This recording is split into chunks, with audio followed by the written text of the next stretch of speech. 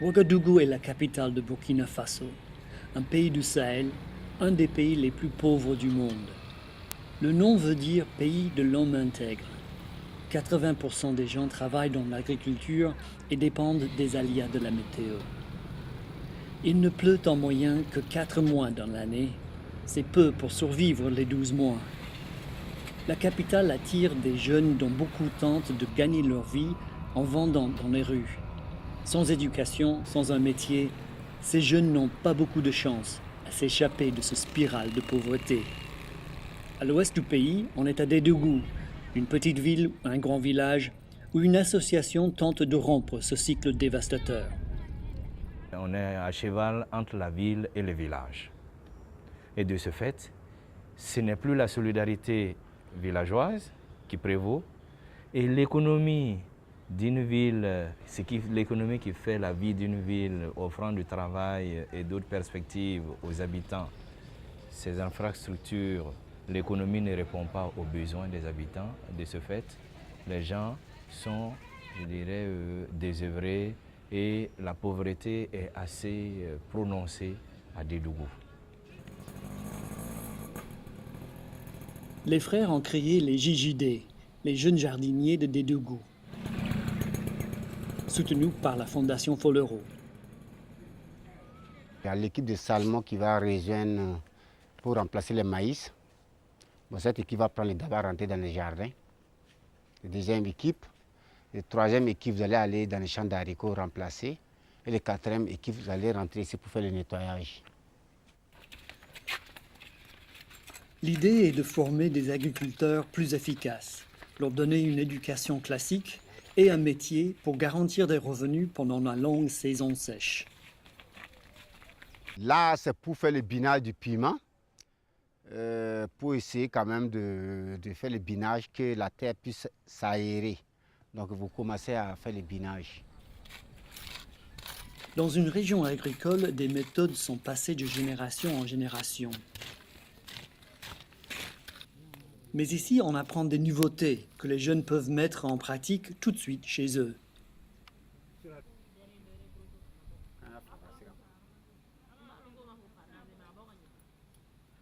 C'est le bitage de maïs qui est presque en floraison. Ce bitage quand même va lui donner la force en cas, même s'il y a la pluie, comment les pieds peuvent tenir. C'est pour ça qu'il ramène un peu de la terre auprès des pieds là. Que ce maïs vraiment, avec ce bitage, va avoir une nouvelle force. Actuellement, on va aller nourrir nos animaux.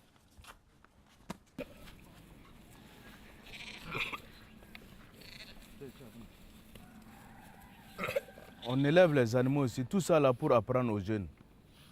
Presque dans chaque famille, soit il y a une poule, soit il y a une chèvre, soit il y a un mouton.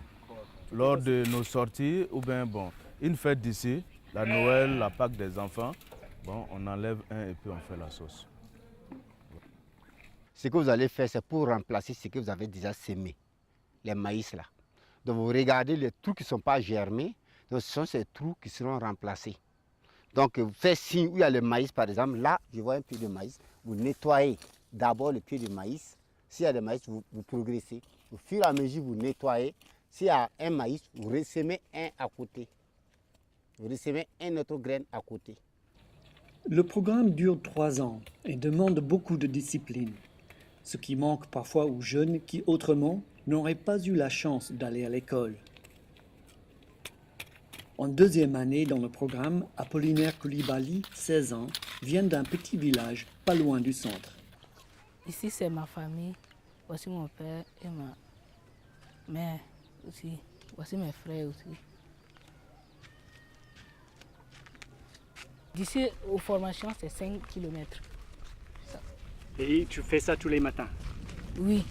Il faut combien de temps? Tu y vas comment, à pied? Bon, je prends 1 heure en route. À pied ou? Oui, à pied. T'aimes bien habiter ici? Oui.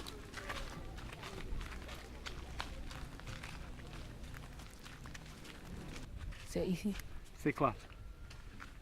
C'est Pour- ici? Oui, C'est où tu habites? c'est dans cette maison.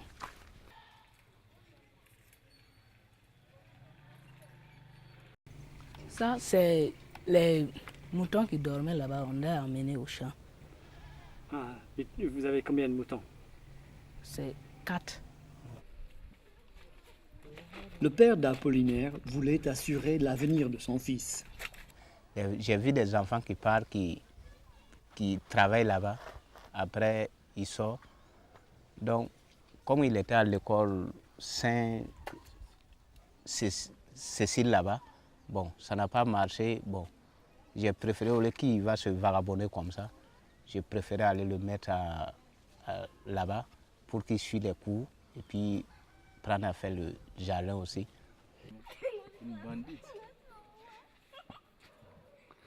Les gens vivent grâce aux cultures. C'est la culture là qui est la base. Donc c'est une zone d'agriculture. On a 2 saisons ici. L'agriculture, ça dure que 4 mois. Et les 4 mois, ça ne suffit pas. Après les 4 mois là, qu'est-ce qu'il faut faire? Alors qu'on doit vivre. Donc on est obligé de faire autre chose à côté pour compléter. Et c'est l'atout de cette formation adaptée à la région. À part l'agriculture, l'école offre plusieurs formations, couture, mécanique et menuiserie.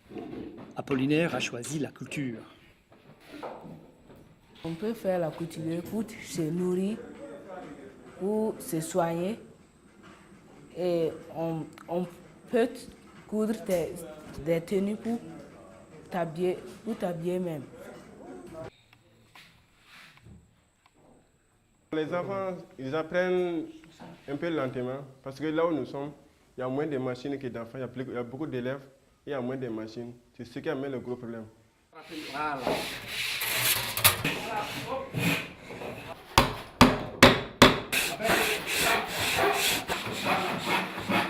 Tu sais, c'est un métier que j'ai trop aimé. Il faut montrer ça aux enfants aussi. Tous les enfants qui sont sortis ici pour travailler en ville, là, tout le monde vient me saluer, dit patron, ce que tu fais là, que c'est bon. Tu vois. Et moi aussi, très content aussi. J'ai le courage aussi de les former très bien pour qu'eux aussi sortent, pour qu'ils puissent travailler. Voilà. Voilà. Théfien et son chien sont à côté du camion.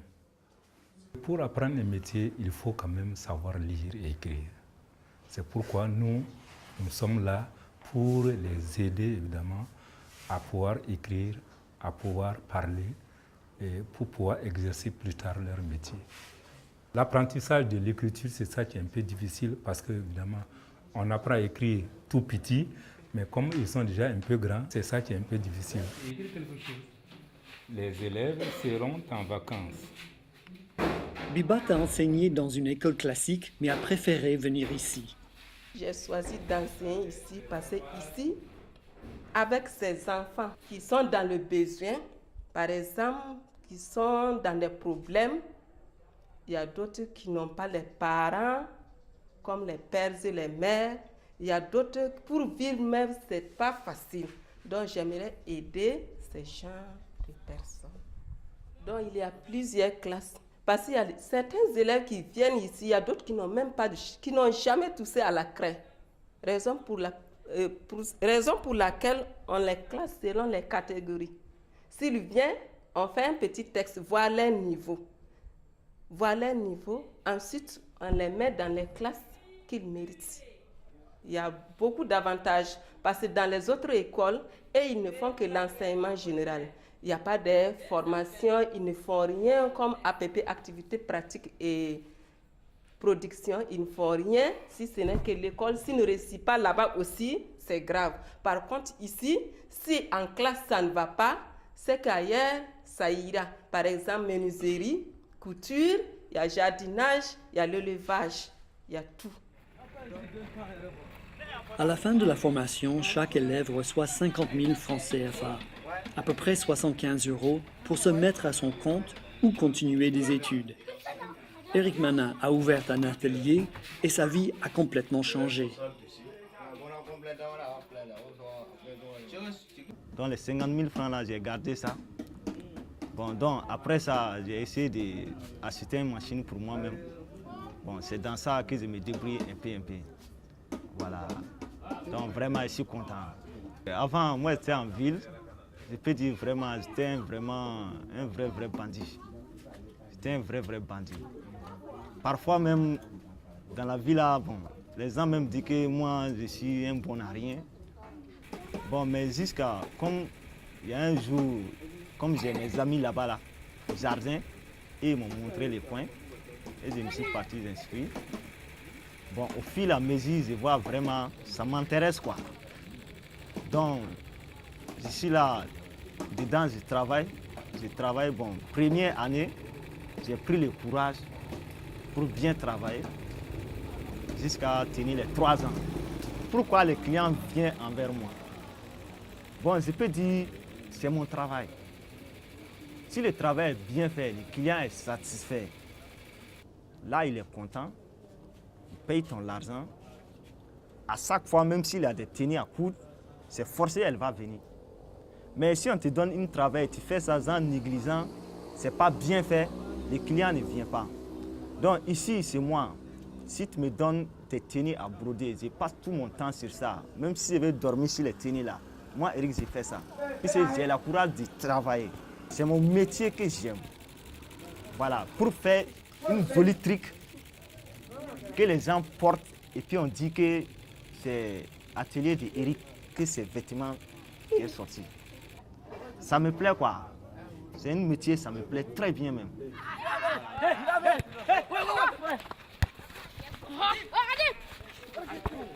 Le soleil s'éloigne sur l'horizon et les garçons peuvent se détendre un peu. Un petit match de foot avant que de gros nuages noirs mettent fin au jeu.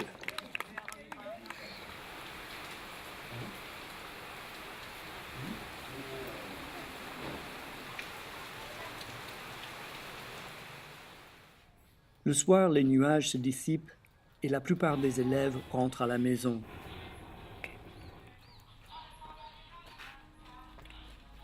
Tandis qu'une équipe, à tour de rôle, doit rester tenir la garde.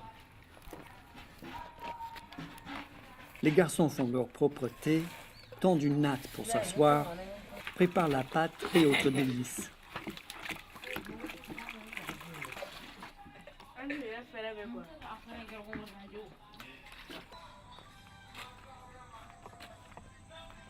Au coucher de soleil, c'est Ibrahim qui doit faire le premier tour.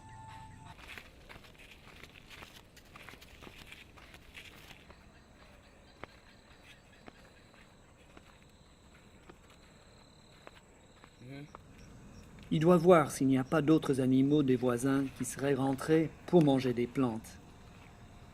Le soleil se couche sur une autre journée d'études, de pratique et d'espoir pour l'avenir de ces futurs hommes intègres de Burkina Faso.